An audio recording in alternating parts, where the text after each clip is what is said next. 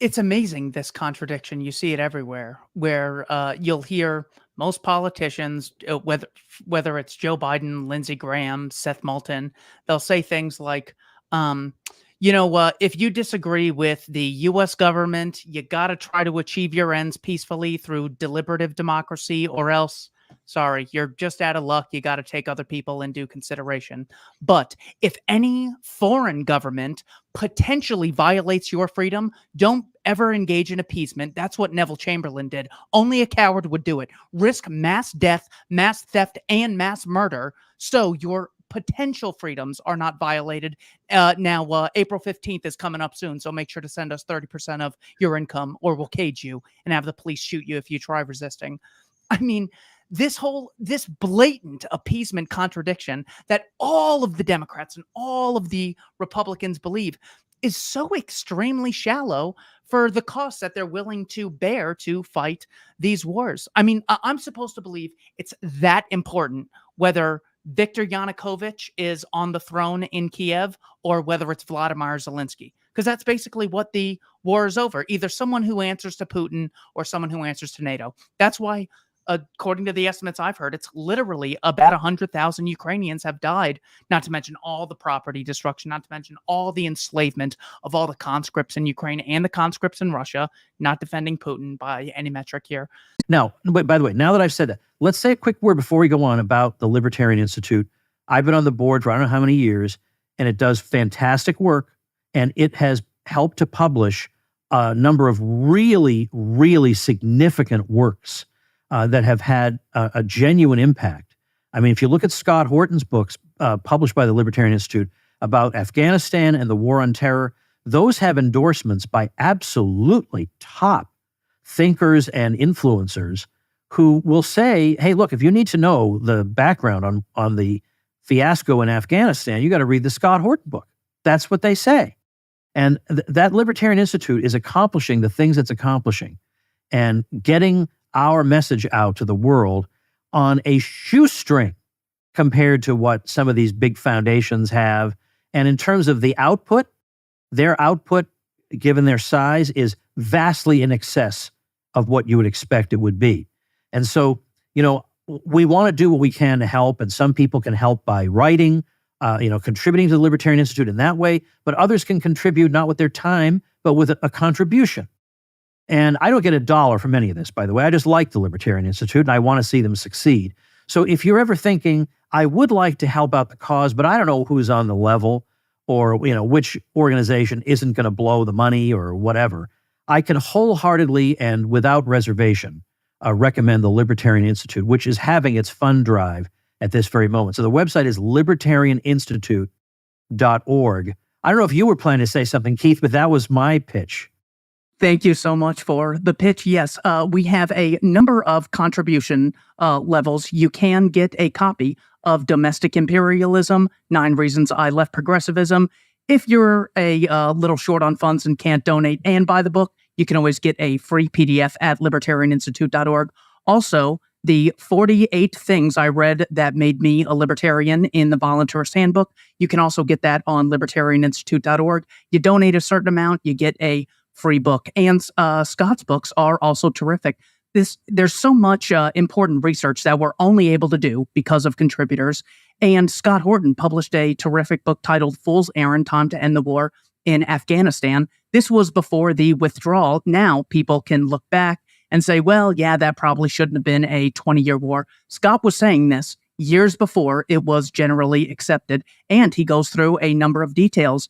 There was a potential to actually have bin Laden handed over by the Taliban, who just didn't want to have a war with America in their country. Scott goes through these sources and brings light on something where people always assume Iraq was the mistake, Afghanistan was necessary.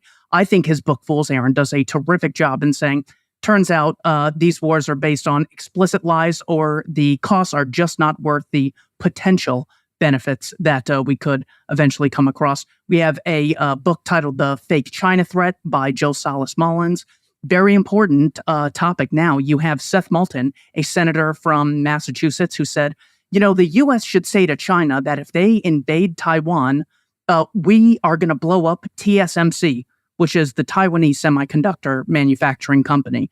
That's trillions of dollars. And they're just blatantly talking about this. So with these psychopaths having so much power, the Libertarian Institute's really trying to be an intellectual bulwark against a lot of these crazies. Lindsey Graham just gets worse every day. Of course, all this stuff. But we have tons of podcasts, tons of free documents on Oklahoma City, tons of research materials as well, articles on anything you could imagine. Go to our search engine, type in anything. You can find out our discussion on the Second World War, which you titled "All the Wars Are Based on Lies," with myself and you last time I was on. So yeah, there's tons of stuff you can find there. I hope you guys will contribute. Here is George Bush talking about the downsides of empire. He can see it very clearly when it comes to the Soviet Union. In his book, Decision Points, he says, the roots of the terrorist presence in Afghanistan trace back to 1979, when the Soviet Union invaded and installed a communist puppet regime. Afghan tribes, along with a band of hardcore Islamic fighters known as the Mujahideen, rose up against the foreign occupation. So he says that terrorism is a result of military occupation. He then goes on to say, and these idiots got bogged down in a war in Afghanistan, and this ruined their empire. the amount of self-awareness that this painter has. Over there, and there's so much money we continue to send, and it's just like, how is this okay with everybody? How is anybody letting this happen? Yeah.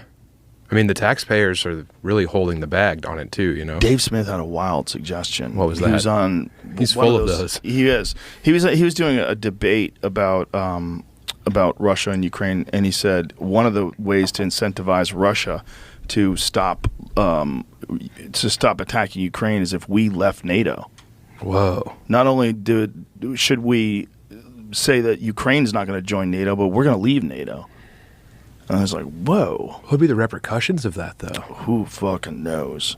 We would just be Well, look at the repercussions of being a part of it. Look at the repercussions of what's going on right now, because, you know, Dave is the best at explaining, and he'll credit Scott Horton and a lot of other people, but Dave is really good at recalling information, explaining how the whole red line with Putin was Ukraine joining NATO.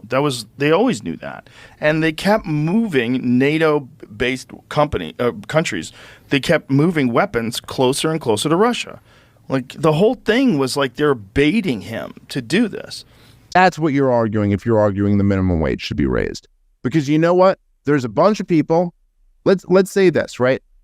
Keith Knight said this in a perfect way when he was on the show last week, 2 weeks ago, whatever it was, where he goes, there'll be economists who talk sometimes about the bottom 20% in America, and they'll say things like Paul Krugman will be like, the bottom 20% in 1980 had this, and the bottom 20% today still only have this. But the flaw in that is that they're pretending that it's the same people. You know what I mean? Like, they're going like, oh, the bottom 20% have that, but then now today the bottom 20%. But meanwhile, the bottom 20% in 1990, lots of them are in the top 10% today. The bottom 20% is a whole new group. It's almost like if you were going, and this is the way he put it, whereas if you were going, did you know that freshmen in college were the average age was 18 in 1980? And today, freshmen in college, the average age is still only 18. And that just shows you that freshmen haven't aged in all of these years. And you're like, well, no, that's not actually true. No, they've all aged. Literally all of them have aged. And this is a whole new crop. And so you're acting like these people, these minimum wage workers are kept down. But the truth is that the vast majority of them graduate out of that and develop skills and move up and up and up and up. For most people, for the overwhelming majority of people who work minimum wage jobs, it's a stepping stone to move up. And they need that because they come into it without a lot of skills. And so they need to get this job. Just imagine you're somebody who is has no skills, no education, nothing. The person that everyone really wants to help. Well, you go get a minimum wage job and you kick ass at that. And then you can fucking move up. And now, if nothing else, you have some job experience. You have something to put on a resume. You have an employer who will, write you a good letter of recommendation. Now maybe you can get something above minimum wage. So, but what do you do if you raise the minimum wage? What do you do if you say, hey, instead of $15 an hour, you got to pay that guy $25 an hour? What you do is deny a whole lot of those people who would have had an opportunity to get that job, the opportunity. Hey, you all, it's fundraising time again at the Libertarian Institute. We try not to do this to you too often, but business is business after all. I got a great group of guys and a gal at the Institute, and I got to pay them. So just go to libertarianinstitute.org/donate to pick your price and help out. We've got some great kickbacks too, books and shirts. Great ones. That's libertarianinstitute.org/donate. And thank you all very much.